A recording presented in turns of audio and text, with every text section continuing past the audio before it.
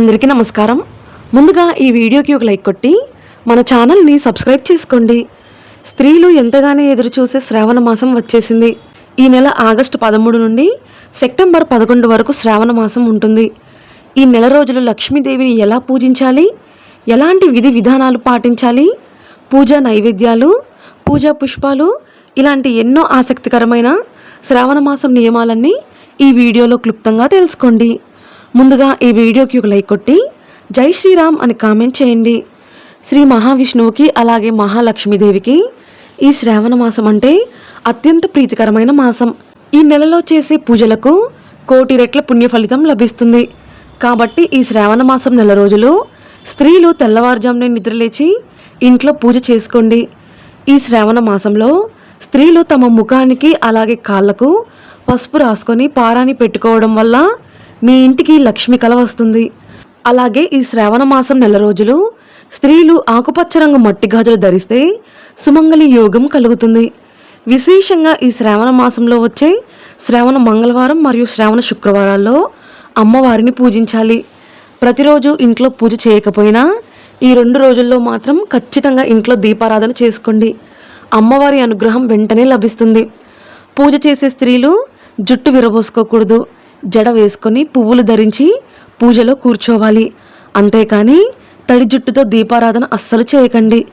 అలాగే లక్ష్మీదేవిని పూజించేవారు నిలబడి పూజలు చేయకూడదు. నేలపైన చాప వేసుకొని కూర్చొని పూజ చేయాలి. అప్పుడే మీ పూజకు సరైన పుణ్య ఫలితం లభిస్తుంది. ఈ శ్రావణ మాసంలో తప్పకుండా ముత్తైదులకు తాంబూలం ఇవ్వండి.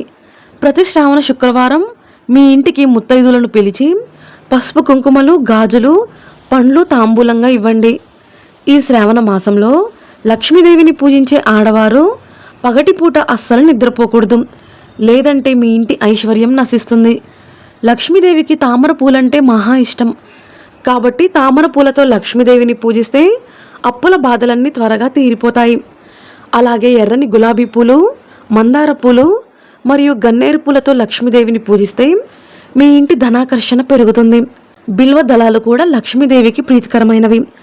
కాబట్టి లక్ష్మీ పూజలో బిల్వ దళాలు ఉపయోగిస్తే మీ ఇంట్లో లక్ష్మీదేవి తాండవిస్తుంది. సాధారణంగా నువ్వుల నూనెతో ఇంట్లో దీపారాధన చేస్తాము.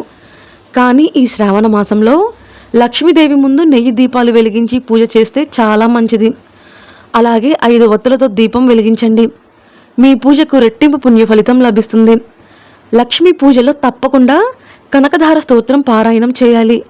తద్వారా మీ ఇంట్లో లక్ష్మీదేవి తాండవిస్తుంది. లక్ష్మీదేవికి అత్యంత ప్రీతికరమైన నైవేద్యం క్షీరాన్నం. కాబట్టి ఈ శ్రావణ మాసంలో లక్ష్మీదేవిని పూజించేవారు ఆవు పాలు, బియ్యం అలాగే బెల్లంతో చేసిన క్షీరాన్నం తయారు చేసి లక్ష్మీదేవికి నివేదించండి. పరమాన్నంలో కొద్దిగా పచ్చకర్పూరం, యాలుక్కాయలు వేస్తే లక్ష్మీదేవి త్వరగా ప్రసన్నరాలవుతుంది. ఎలాంటి నైవేద్యం లేకపోయినా 2 తమలపాకులు, వక్కలు, అరటిపండ్లు, కొద్దిగా పటిక బెల్లం పెట్టినా సరే లక్ష్మీదేవి అనుగ్రహం వెంటనే కలుగుతుంది. అలాగే విష్ణుమూర్తికి, లక్ష్మీదేవికి అటుకుల బెల్లం నివేదిస్తే మీ ఇంటికి పట్టిన అష్టదరిద్రాలు వెంటనే తొలగిపోయి మీ ఇంటికి భోగభాగ్యాలు కలిసొస్తాయి. అలాగే లక్ష్మీదేవికి దానిమ్మ గింజలు మరియు తేనె నివేదిస్తే విపరీతమైన ధనయోగం పడుతుంది. ఈ శ్రావణ మాసంలో ఇంట్లో దీపారాధన చేసేటప్పుడు పూజ గదిలో అష్టదళ పద్మం ముగ్గు వేసి లక్ష్మీదేవిని పూజించాలి. అలాగే ఈ శ్రావణ మాసం నెల రోజులు ఇంటి గుమ్మానికి పసుపు రాసి కుంకుమ బొట్లు పెట్టి ఇంటి ముందు బియ్య పిండితో ముగ్గు వేయాలి. తద్వారా మీ ఇంట్లోకి మహాలక్ష్మీదేవి అడుగు పెడుతుంది. ఈ శ్రావణ మాసంలో వీలైనంత ఎక్కువగా అమ్మవారి దేవాలయానికి వెళ్ళండి. అమ్మవారి ఆలయంలో నెయ్యి దీపాలు వెలిగించండి, చాలా మంచిది. అలాగే ఈ శ్రావణ మాసంలో తప్పకుండా ఒక చిన్న లక్ష్మీదేవి విగ్రహాన్ని తెచ్చుకొని మీ పూజ గదిలో పెట్టుకోండి. లక్ష్మీ కటాక్షం వెంటనే లభిస్తుంది. ఈ శ్రావణ మాసంలో తప్పకుండా మీ పూజ గదిలో పసుపు కొమ్ములు పెట్టుకోండి. ఏదైనా ఒక శ్రావణ శుక్రవారం లక్ష్మీదేవి ముందు 11 పసుపు కొమ్ములు పెట్టి ఇంట్లో పూజ చేసుకోండి. పూజ పూర్తయిన తర్వాత ఈ పసుపు కొమ్ములను తీసి ఒక ఎర్రటి వస్త్రంలో మూట కట్టి మీ బీరువాలో పెట్టుకుంటే మీ ఇంట్లో అనవసరపు ఖర్చులు తగ్గి ఇంటి సంపద బాగా పెరుగుతుంది. అలాగే ఈ శ్రావణ మాసంలో సాయంత్రం 6 గంటల తర్వాత ఇల్లు ఊడవడం, ఇల్లు తుడవడం అస్సలు చేయకండి. అలాగే సాయంత్రం ప్రదోష వేళలో భార్యాభర్తలు గొడవలు పడడం, పిల్లలను కొట్టడం అస్సలు చేయకూడదు. దీనివల్ల మీ ఇంటి నుండి లక్ష్మీదేవి బయటకు వెళ్ళిపోతుంది. ఈ శ్రావణ మాసం నెల రోజులు పూర్తిగా సాత్విక ఆహారమే స్వీకరించాలి. అంటే మాంసాహారం అస్సలు తినకూడదు. అలాగే ఈ శ్రావణ మాసంలో జుట్టు కత్తిరించడం, గోళ్ళు కత్తిరించడం వీలైనంత వరకు నివారించండి. అలాగే ఈ శ్రావణ మాసంలో ఖచ్చితంగా గోవును పూజించాలి. ప్రతి శ్రావణ శుక్రవారం తప్పకుండా గోమాతకు నానబెట్టిన శనగలు, బెల్లం తినిపిస్తే 33 కోట్ల మంది దేవతల ఆశీస్సులు లభిస్తాయి. అలాగే ఈ శ్రావణ మాసం నెల రోజులు తులసి కోటను ఎక్కువగా పూజించండి. శ్రావణ మాసంలో చేసే తులసి పూజలకు 1,000,000 జన్మల పుణ్య ఫలితం లభిస్తుంది. ఇక లక్ష్మీదేవికి కుంకుమార్చన చేయడం, ఆవు పాలతో అభిషేకం చేయడం ద్వారా అఖండ రాజయోగం లభిస్తుంది. అలాగే ఈ శ్రావణ మాసంలో మీ పూజ గదిలో తప్పకుండా కొన్ని అక్షింతలు పెట్టుకోండి. ప్రతిరోజు ఇంట్లో పూజ చేసుకొని లక్ష్మీదేవికి నమస్కారం చేసుకొని తలపైన అక్షింతలు వేసుకుంటే మీరు కోరిన కోరికలన్నీ త్వరగా నెరవేరుతాయి. అలాగే ఇంట్లో పూజ పూర్తయిన తర్వాత తప్పకుండా ఆత్మ ప్రదక్షిణ చేయాలి. 3 సార్లు ప్రదక్షిణలు చేసి మీ పూజను ముగిస్తేనే మీరు చేసే పూజలకు రెట్టింపు పుణ్య ఫలితం లభిస్తుంది. అలాగే లక్ష్మీదేవికి పెట్టే నైవేద్యాన్ని స్టీల్ పాత్రలో, ప్లాస్టిక్ గిన్నెలో అస్సలు పెట్టకండి. ఇత్తడి లేదా రాగి గిన్నెలో మాత్రమే లక్ష్మీదేవికి నైవేద్యం సమర్పించాలి. అయితే ఈ శ్రావణ మాసంలో చాలామంది పూజ గదిలో కలశం పెట్టి లక్ష్మీదేవిని పూజిస్తారు. అయితే కలశాన్ని పెట్టేవారు నేరుగా కలశాన్ని పీఠం పైన పెట్టకూడదు.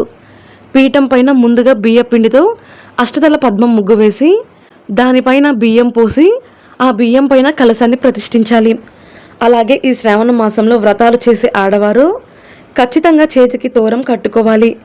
వరలక్ష్మి వ్రతం లేదా మంగళగౌరి వ్రతాన్ని చేసేటప్పుడు పూజ ముగిశాక నోము దారాన్ని వెంటనే మీ కుడి చేతికి కట్టుకోండి.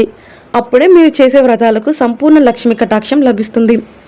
ఈ శ్రావణ మాసంలో లక్ష్మీదేవిని పూజించేవారు లక్ష్మీదేవి విగ్రహానికి లేదా పటానికి నేరుగా తులసి దళాలు వేయకూడదు.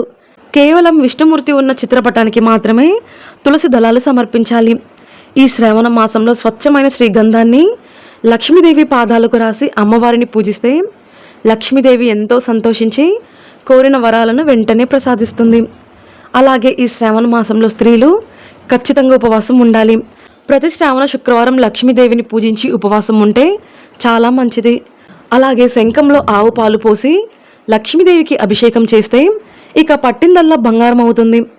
ఈ శ్రావణ మాసం అంటే శివునికి కూడా ప్రీతికరమైన మాసం కాబట్టి శ్రావణ మాసంలో తప్పకుండా శివాలయానికి వెళ్ళి శివునికి అభిషేకం చేయండి. ఈ శ్రావణ మాసంలో వీలైనంత ఎక్కువగా శివుడిని, లక్ష్మీదేవిని, విష్ణుమూర్తిని మరియు గౌరీదేవిని పూజించాలి. ఈ శ్రావణ మాసంలో వచ్చే సోమవారాలు చాలా ప్రీతికరమైనవి కాబట్టి శ్రావణ సోమవారం వ్రతం చేయడం వలన సిరి సంపదలు, అష్టైశ్వర్యాలు కలుగుతాయి.